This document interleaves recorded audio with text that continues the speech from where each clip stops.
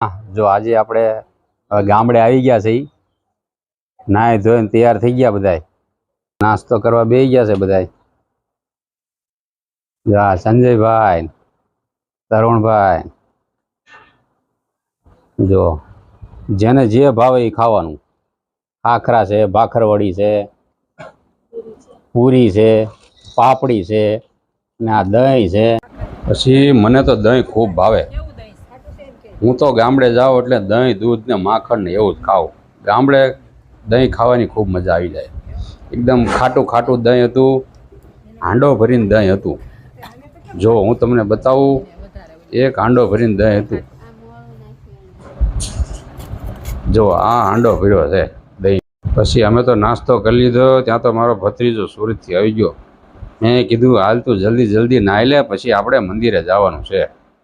જો આ અમારા ગામનું ભોળાનાથનું મંદિર છે.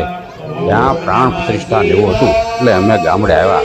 પછીના મંદિરે શરબતનું ને એવું વિતરણ ચાલુ હતું. આ ગરમીમાં શરબત, વરિયાળીનું શરબત ને એવું ખૂબ મજા આવી જાય પીવાની. પછી ત્યાં તો થોડી વાર થઈ, ત્યાં તો 12 વાગી ગયા.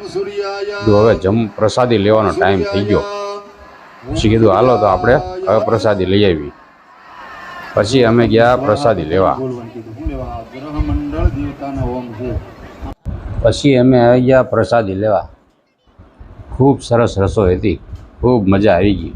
હું મારો ભત્રીજો ને બધા અમે જોડે જોડે બેસી ગયા જમવા. પછી કીધું હવે પછી અમે આવી ગયા ઘરે. ત્યાં તો એટલી બધી લૂ લાગે, તડકા ખૂબ પડે, ગરમી કે મારું કામ, ક્યાંય રહેવાય નહીં. પછી કીધું આપણે ફળિયામાં પાણી છાંટી દઈએ. તો બધાએ ધંધે લાગી ગયા. બધાએ પાણી છાંટવા મળ્યા.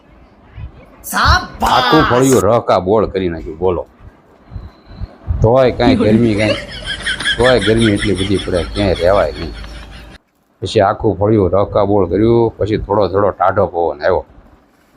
પછી અમે બધા સૂઈ ગયા. હું તમારા ગામમાં આટલી બધી ગરમી પડે છે કે નહીં, કોમેન્ટમાં જરૂરથી કહેજો.